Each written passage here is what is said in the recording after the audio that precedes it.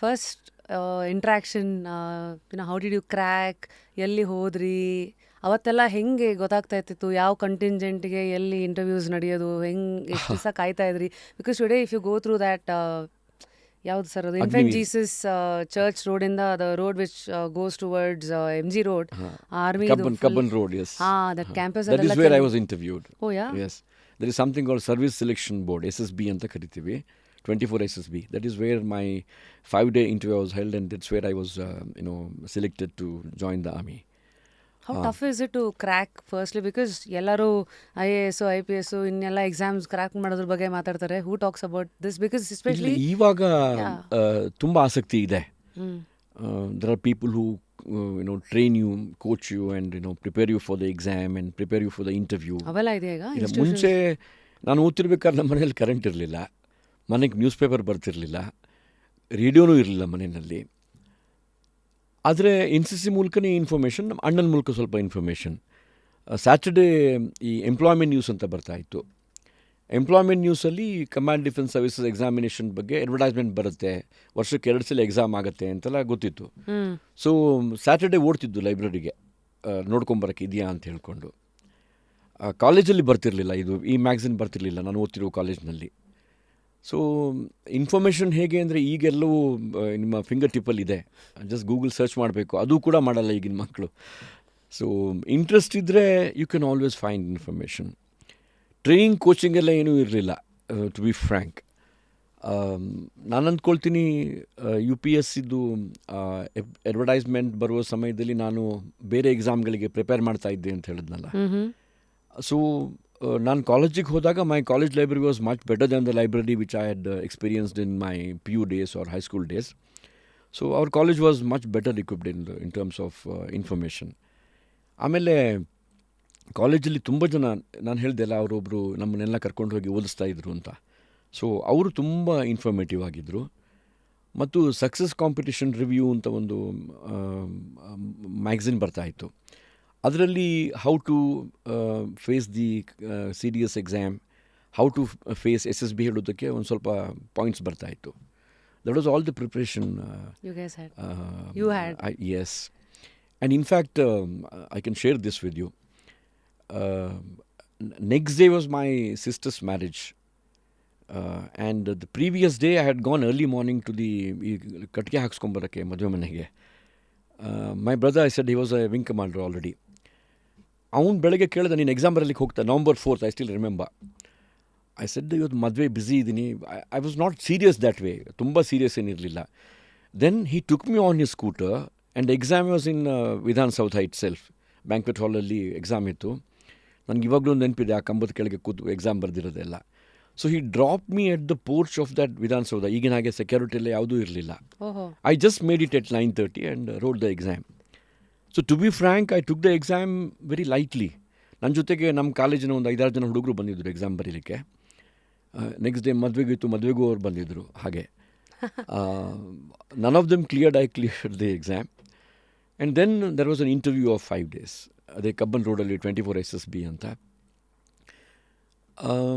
It was an eye opener, to be frank. ಅಂದರೆ ನಾನು ತುಂಬ ಇಂಪ್ರೆಸಿವ್ ಇದ್ನ ಕೇಳಿದ್ರೆ 24 ಜನ ನನ್ನ ಬ್ಯಾಚಲ್ಲಿದ್ದರು. ಆವಾಗ ಒಂದು ಈ ಸೋಷಿಯೋಮೆಟ್ರಿ ಅಂತ ಮಾಡ್ತಾಯಿದ್ರು. ನೀವು 24 ಜನ ಒಂದು ಬ್ಯಾರಕಲ್ಲಿ ಇರಬೇಕು 5 ದಿವಸ. ಸೊ ಪ್ರತಿಯೊಬ್ಬರು ಉಳಿದೆಲ್ಲರನ್ನ ಇವ್ಯಾಲ್ಯೂಯೇಟ್ ಮಾಡಬೇಕು ಆನ್ ವೇರಿಯಸ್ ಟರ್ಮ್ಸಲ್ಲಿ. ಸೊ ನನಗೆ ನಾನು ಕೊನೆಯ ಇಂಟರ್ವ್ಯೂನಲ್ಲಿ, ಬೋರ್ಡ್ ಇಂಟರ್ವ್ಯೂ ಅಂತ ಮಾಡ್ತಾರೆ, ಅಲ್ಲಿ ಕಡೆ ಕೇಳಿದರು, among all those 23-24 people you got the maximum marks, what did you do ಅಂತ ಕೇಳಿದರು, ಏನು ಮಾಡಿದರು ಅಂಥೇಳಿ. ನಾನು ಸುಮ್ಮನೆ ಹೇಳಿದೆ, ನಾನು ಏನೂ ಮಾಡಿಲ್ಲ, ನಾನಾಗೇ ಇದ್ದೆ ಅಲ್ಲಿ ಅಂಥೇಳಿ. I was just myself in the group and I did not do anything special ಅಂಥೇಳಿ. I was told later that was the best answer I gave. So interview for about 45 minutes. ನನ್ನ ಉಳಿದೆಲ್ಲ ಕಾಲೀಗ್ಸಿಗೆ 10 ನಿಮಿಷ, 15 ನಿಮಿಷ, 20 ನಿಮಿಷ interview ಆಗಿತ್ತು. ನಾನು ಹೊರಗಡೆ ಬಂದ ತಕ್ಷಣ ಎಲ್ಲ ಕೇಳ್ತಾಯಿದ್ರು, ಏನು ಅಷ್ಟೆಲ್ಲ ಕೇಳಿದ್ರು ಅಂಥೇಳಿ. Incidentally I was the college ಯೂನಿಯನ್ನಲ್ಲಿ ನಾನು ಇದ್ದೆ, ಫೈನಲ್ ಇಯರ್ ಇರಬೇಕಾದ್ರೆ ಜನರಲ್ ಸೆಕ್ರೆಟರಿ ಆಗಿದ್ದೆ ಹಾಸ್ಟೆಲಿದ್ದು. ಸೊ ಅದ್ರ ಬಗ್ಗೆ ತುಂಬ ಪ್ರಶ್ನೆಗಳನ್ನೆಲ್ಲ ಕೇಳಿದರು. ಆರ್ಮಿನಲ್ಲಿ ಹೇಗೆ ಕ್ರ್ಯಾಕ್ ಮಾಡೋದು ಅಂತಲೂ ತಾವು ಹೇಳಿದ್ರಿ. Intelligence is not tested, how bright you are, how brilliant you are, ಇದನ್ನು ಹೇಳೋದಕ್ಕಿಂತನೂ whether you are a team man. whether you can take a decision, whether you can take the team along. In a given situation, ನೀವು ಅದನ್ನು analysis ಮಾಡಿ ಕ್ವಿಕ್ಕಾಗಿ decision ತಗೊಳ್ಳೋಂಥ ಸಾಮರ್ಥ್ಯ ಇದೆ ನಿಮ್ಮಲ್ಲಿ. Are you very positively oriented? These are the qualities I think they look for. I am not an SSB trained person in the sense, not an interviewer, but I personally feel this is what they look forward to. Whether you can take quick decisions, whether you can take a team along with you. And if you have those qualities, average IQ or average intelligence is enough in army. That is what they look forward to, I think. I think presence of mind and emotional intelligence is more required than the IQ, maybe to some extent. Yes, we don't want very intelligent people. They ask too many questions, actually. So I'm so in the lighter vein, but I think this is what they look forward to. So army was a very nice outing, I would say, for the simple reason it makes you understand that you have tremendous amount of capacity within. And it's only the body which gives up, not the mind. If your mind is very strong, you can achieve anything that you want to achieve. Wow. And secondly, it teaches you to live for a cause which is greater than your personal kind of Which is bigger than aspiration. you. Yes. Which is not anything related to you, but it's all about the other ನನಗೆ thing. ಯಾವಾಗಲೂ ಒಂದು ಪ್ರಶ್ನೆ ಕಾಡ್ತಾ ಇದೆ, ನನ್ನನ್ನು ಕಾಡ್ತಾ ಇತ್ತು, ಈಗಲೂ ಕಾಡ್ತಾ ಇದೆ. ಇದೇ ಸಮಾಜ, ಇದೇ ಬಡತನ, ಇದೇ ಗ್ರಾಮಾಂತರದ ಬದುಕು, ಇದೇ ಸರ್ಕಾರಿ ಶಾಲೆಗಳು, ಏನು ಸಮಾಜದಲ್ಲಿ ಇವತ್ತು ಅವ್ಯವಸ್ಥೆ ಅಂತ ಹೇಳ್ತೀವಿ ಅದೆಲ್ಲ ಇದೆ. ಅದರ ನಡುವೆ ಹುಟ್ಟಿ ಬೆಳೆದಂಥ ಒಬ್ಬ ಸೈನಿಕ 10th standard 12th standard pass ಆಗಿರ್ತಾನೆ. 1 ವರ್ಷದ ಟ್ರೈನಿಂಗ್ ಸೇನೆಯಲ್ಲಿ ಅವನು ಹೇಗೆ ಅದು ಬದಲಾಗಿ ಬಿಡ್ತಾನೆ? ಜಾತಿ, ಮತ, ಭಾಷೆ, ಮೇಲು ಕೀಳು ಎಲ್ಲ ಆಲ್ ನಾನ್ಸೆನ್ಸಸ್. ಇದು ಅವನನ್ನು ಕಾಡುತ್ತೆ ಪಾಪ. ಅವನಿಗೂ ಸಂಸಾರ, ಅವನಿಗೂ ಫ್ಯಾಮಿಲಿ, ಅವನಿಗೂ ಆರ್ಥಿಕ ಸಮಸ್ಯೆಗಳೆಲ್ಲ ಇದ್ದೇ ಇರುತ್ತೆ. ಆದರೆ 1 ತಿಂಗಳು ತರಬೇತಿ ಮುಗಿಸಿ ಅವನು ಗಡಿಗೆ ಹೋದಾಗ ಆ ಎಲ್ಲ ಸಮಸ್ಯೆಗಳ ನಡುವೆ ನಾನು ದೇಶಕ್ಕಾಗಿ ಬದುಕಬೇಕು, ಆ ಕಡೆಯಿಂದ ಗುಂಡು ಬಂದರೆ ಎದೆ ಕೊಡ್ತೀನಿ ಹೇಳುವಂಥ ಆ ವ್ಯಕ್ತಿತ್ವ ನಿರ್ಮಾಣ ಆಗಬೇಕಾದ್ರೆ ಏನಿದೆಯಪ್ಪ ಈ ಆರ್ಮಿ ಟ್ರೈನಿಂಗಲ್ಲಿ ಅಂತ ಅಂದ್ಕೊಳ್ತಾ ಇದ್ದೆ ನಾನು. ಇವತ್ತಿಗೂ ಕಾಡುತ್ತೆ ನನಗೆ. ಆ್ಯಕ್ಚುಲಿ ಆ ಟ್ರೈನಿಂಗ್ ಅವಧಿಯಲ್ಲಿ ಇಷ್ಟೆಲ್ಲ ಬದಲಾವಣೆ ಆಗಲಿಕ್ಕೆ ಸಾಧ್ಯ ಇದೆಯಾ ಅಂಥೇಳಿ. ನನಗೊಂದು ಘಟನೆ ನೆನಪಾಗುತ್ತಿದೆ ಹೇಳಬೇಕಾದ್ರೆ. ಕಾರ್ಗಿಲ್ ಯುದ್ಧ ಆದ ನಂತರ ಮಾನ್ಯ ಪ್ರಧಾನಮಂತ್ರಿಗಳು ಶ್ರೀನಗರದಲ್ಲಿರುವಂಥ ಮಿಲಿಟರಿ ಆಸ್ಪತ್ರೆಗೆ ಭೇಟಿ ಕೊಟ್ಟಿದ್ದರು. ಅಲ್ಲೊಂದು 100 ಜನ ಗಾಯಾಳುಗಳು ಕಾಲು ಕಳ್ಕೊಂಡಿದ್ದಾರೆ, ಕೈ ಕಳ್ಕೊಂಡಿದ್ದಾರೆ, ಕಣ್ಣಿಲ್ಲ, ಬಾಡಿ ಒಳಗೆಲ್ಲ ಬಾಂಬಿನ ತುಣುಕಿದೆ, ನರಳುತ್ತಿದ್ದಾರೆ. ಅಂಥವ್ರನ್ನ ಭೇಟಿ ಮಾಡಿ ಸ್ವಲ್ಪ ಸಾಂತ್ವನ ಹೇಳಕ್ಕೆ ಹೋಗಿದ್ದರು. ಎಲ್ಲ ಭೇಟಿ ಮುಗಿಸಿ ಹೊರಡಬೇಕಾದ್ರೆ ಒಬ್ಬ ಸೈನಿಕ ಅವರನ್ನು ಒಂದು ಪ್ರಶ್ನೆ ಮಾಡ್ತಾನೆ.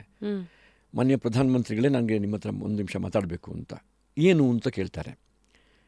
ಮಾನ್ಯ ಪ್ರಧಾನಮಂತ್ರಿಗಳೇ, ನಾನು ಏನು ಹೇಳ್ತೀನಿ ಆ ವಿಷಯವನ್ನು ತಾವು ದೇಶದ ಜನತೆಗೆ ತಿಳಿಸ್ಬೇಕು ಅಂತ. ಅವರು ತಮಾಷೆಗೆ ಹೇಳ್ತಾರೆ, ನೀನೇ ಹೇಳಿಬಿಡಪ್ಪ, ನಂದು ಇಡೀ ಪ್ರೆಸ್ ಬ್ಯೂರೋ ನನ್ನ ಜೊತೆಗಿದೆ, ಅವರಿಗೆ ನೀನೇ ಹೇಳಿಬಿಡು ಅಂತ. ಆ ಸೈನಿಕ ಹೇಳ್ತಾನೆ, ನಾನು ಹೇಳಿದ ನನ್ನ ಮಾತು ಯಾರು ಕೇಳ್ತಾರೆ? ನೀವು ಪ್ರಧಾನಮಂತ್ರಿಗಳು, ಇದನ್ನು ನೀವು ದೇಶವಾಸಿಗಳಿಗೆ ಹೇಳಬೇಕು ಅಂತ. ಆಯಿತು, ಏನು ಹೇಳು ಅಂತ ಕೇಳಿದಾಗ ಆ ಸೈನಿಕ ಹೇಳ್ತಾನೆ, ಈ ದೇಶದ ಮೇಲೆ 4 ಯುದ್ಧ ಆಗಿದೆ ಸ್ವಾತಂತ್ರ್ಯ ಬಂದ ಮೇಲೆ. 48, 62, 65, 71. ಕಾರ್ಗಿಲ್ ಯುದ್ಧ ಅಲ್ಲ, ಒಂದು ಕಾರ್ಯಾಚರಣೆ. ಅದು ಒಂದು 200 ಕಿಲೋಮೀಟರ್ ವ್ಯಾಪ್ತಿನಲ್ಲಿ ಗಡಿ ನುಗ್ಗಿ ಬಂದವರನ್ನು ಹೊರಗಡೆ ಹಾಕುವಂಥ ಕೆಲಸ ಆಗಿದ್ದು. ಭಾರತಕ್ಕೂ ಪಾಕಿಸ್ತಾನಕ್ಕೂ ಯುದ್ಧ ಅಂತ ಘೋಷಣೆ ಆಗಿರಲಿಲ್ಲ. ಈ 4 ಯುದ್ಧಗಳಲ್ಲಿ ಭಾರತ ದೇಶ 10,000ದಷ್ಟು ಸೈನಿಕರನ್ನು ಕಳ್ಕೊಂಡಿದೆ, ಹುತಾತ್ಮರಾಗಿದ್ದಾರೆ. ಆದರೆ ಮಾನ್ಯ ಪ್ರಧಾನಮಂತ್ರಿಗಳೇ, ಆ 10,000 ಸೈನಿಕರ ಎದೆಗೆ ಗುಂಡೇಟು ಬಿದ್ದಿದೆ, ಬೆನ್ನಿಗೆ ಗುಂಡೇಟು ಬಿದ್ದಿಲ್ಲ. ಇದನ್ನು ದೇಶವಾಸಿಗಳಿಗೆ ಹೇಳಿ ಅಂಥೇಳಿ. ಒಂದು ಕ್ಷಣ ಆಲೋಚನೆ ಮಾಡಿ. ಯಾರಿಗೆ ಜೀವದ ಮೇಲೆ ಆಸೆ ಇಲ್ಲ? ಆದರೆ ಆ ಸೈನಿಕ ಯಾರಿಗಾಗಿ ತನ್ನ ಪ್ರಾಣಾರ್ಪಣೆ ಮಾಡ್ತಾನೆ? ಒಂದು ಕ್ಷಣ ಇದರ ಮಹತ್ವವನ್ನು ಅರ್ಥಕೊಂಡ್ರೆ ಈ ದೇಶದ ಅನೇಕ ಸಮಸ್ಯೆಗಳು ಪರಿಹಾರ ಆಗಿಬಿಡುತ್ತೆ. ಸೊ ಸೇನೆ ಈ ರೀತಿಯ ಭಾವನೆಗಳನ್ನು ನಿಮ್ಮ ವ್ಯಕ್ತಿತ್ವದಲ್ಲಿ ಜೀವಂತವಾಗಿಡುತ್ತೆ ಥ್ರೂ ಔಟ್ ಯುವರ್ ಲೈಫ್. ಆ ದೃಷ್ಟಿಯಲ್ಲಿ ಸೇನೆಯ ಒಂದು ಅನುಭವ, ಇದು ವಿಶಿಷ್ಟ ಅನುಭವ, ಜೀವನ ಪೂರ್ತಿ ಮರೆಯಲಾಗದ ಅನುಭವ. A soldier is a soldier whether is in service or out of service. ಇದೆಲ್ಲ ಕೇಳಿದ್ರೆ ಐ ಥಿಂಕ್ ಕೆಲವು ದೇಶಗಳಲ್ಲಿ ಪಾಲಿಸೀಸ್ ಇದೆಯಲ್ಲ ಸರ್, ಎಲ್ಲರೂ 1-2 ವರ್ಷನೋ ಎಷ್ಟೋ ಸರ್ವಿಸಿಗೆ ಇಲ್ಲಿ ಕೊಡಲೇಬೇಕು ಅಂತ. ಅದು ಕೆಲವು ಸತಿ ಅವಶ್ಯಕತೆನಾ ಅಂತ ಅನ್ಸ್ಬಿಡತ್ತೆ. ಅಂದರೆ ಅಂದರೆ ಎಲ್ಲರಿಗೂ ಅವ್ರವ್ರ ಲೆವೆಲಲ್ಲಿ ಒಂದು ಜವಾಬ್ದಾರಿ, ದೇಶಕ್ಕೆ ನಾನೇನು ಮಾಡಬೇಕು ಅನ್ನೋ ಒಂದು ಪರಿಜ್ಞಾನ ಇರುತ್ತೆ, ಇಲ್ಲ ಅಂತಿಲ್ಲ. ಬಟ್ ಕೆಲವು ಸತಿ ಈ ಥರದೆಲ್ಲ ನೋಡಿದಾಗ ಅದು ಕೆಲವು ಸತಿ ನೀವು ಬಂದರೆ ಹೇಳುವ ಚೆನ್ನಾಗಿರುತ್ತೆ ಅನ್ಸತ್ತಪ್ಪ ನೀವು ನನಗೆ. ಹೇಳುವ ಮಾತಿನಲ್ಲಿ ಒಂದು ಮೌಲ್ಯ ಇದೆ. ಈ ಮೌಲ್ಯ ಕೇವಲ ಸೈನಿಕರ ಶಿಕ್ಷಣದಿಂದ ಮಾತ್ರ ಬರಬೇಕು ಅಂತ ಹೇಳೇನಿಲ್ಲ. ಎಷ್ಟು ಜನ ಸೈನಿಕರ ವ್ಯಕ್ತಿತ್ವದಲ್ಲಿ ಈ ದೇಶಭಕ್ತಿಯ ಭಾವನೆ ಜಾಗೃತ ಆಗಿದೆ, ಅದೇ ರೀತಿಯ ಭಾವನೆ ಅದಕ್ಕಿಂತ ಹೆಚ್ಚು ಜನರ ಹೊರಗಡೆ ಇದೆ. ಅವರು ಬೇರೆ ಬೇರೆ ರೀತಿಯಲ್ಲಿ ಸೇವೆ ಮಾಡ್ತಾ ಇದ್ದಾರೆ. ನಾನದನ್ನು ಈ ರೀತಿ ಹೇಳಲಿಕ್ಕೆ ಇಷ್ಟಪಡ್ತೇನೆ. ನಮ್ಮ ಶಾಲಾ ಶಿಕ್ಷಣ ಮುಗಿಸಿ ಹೊರಗೆ ಬರುವಂಥ ವ್ಯಕ್ತಿಯ ವ್ಯಕ್ತಿತ್ವದಲ್ಲಿ ಅದು 10 ವರ್ಷ ಇರ್ಬೋದು, 12 ವರ್ಷ ಇರ್ಬೋದು, 15 ವರ್ಷ ಇರ್ಬೋದು, ಅಥವಾ at any level they pass through the process of education, ನಾವು ಕೆಲವು ಪ್ರಶ್ನೆಗಳನ್ನು ಹಾಕಬೇಕು. ಇಷ್ಟು ಫಾರ್ಮಲ್ ಎಜುಕೇಷನ್ ಮುಗಿಸಿ ಹೊರಗೆ ಬರಬೇಕಾದ್ರೆ ರಿಟರ್ನ್ ಆನ್ ಇನ್ವೆಸ್ಟ್ಮೆಂಟ್ ಅಂತ ಇಕನಾಮಿಕ್ ಟರ್ಮ್ಸ್ ಇದ್ದ ಹಾಗೇ 15 ವರ್ಷಗಳ ಎಜುಕೇಷನ್ ಇನ್ವೆಸ್ಟ್ಮೆಂಟ್ ನಂತರ ಈ ದೇಶ ಏನು ಅಪೇಕ್ಷೆ ಪಡಬೇಕು? ನಮ್ಮ ವ್ಯಕ್ತಿತ್ವದಲ್ಲಿ ದೇಶಭಕ್ತಿ ಜಾಗೃತ ಆಗಿದೆಯಾ? ನಮ್ಮ ವ್ಯಕ್ತಿತ್ವದಲ್ಲಿ ರಾಷ್ಟ್ರಪ್ರೇಮ ಜಾಗೃತ ಆಗಿದೆಯಾ? ನಮ್ಮ ವ್ಯಕ್ತಿತ್ವದಲ್ಲಿ ಕರ್ತವ್ಯ ಪ್ರಜ್ಞೆ ಜಾಗೃತ ಆಗಿದೆಯಾ? ನಮ್ಮ ವ್ಯಕ್ತಿತ್ವದಲ್ಲಿ ಸಮಯ ಪ್ರಜ್ಞೆ, ಸೌಂದರ್ಯ ಪ್ರಜ್ಞೆ, ಈ ಎಲ್ಲ ಪ್ರಜ್ಞೆಗಳು ಜಾಗೃತ ಆಗಿದೆಯಾ? ಮತ್ತು ಯಾವ ಪ್ರಜ್ಞೆಗಳು ಜಾಗೃತ ಇದ್ದರೆ ಅದು ಶಿಕ್ಷಣನ, ಅದು ಅಥವಾ ಸಾಮೂಹಿಕ ಅಕ್ಷರ ಜ್ಞಾನನ? So we have to redefine the outcome that we expect from by undergoing the process of education in the personality of a child.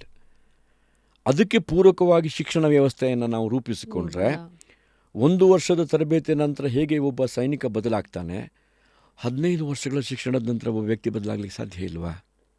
So this is a challenge. ಈ ಸವಾಲನ್ನು ನಾವೊಂದು ಸಮಾಜವಾಗಿ ಸ್ವೀಕಾರ ಮಾಡಬೇಕು.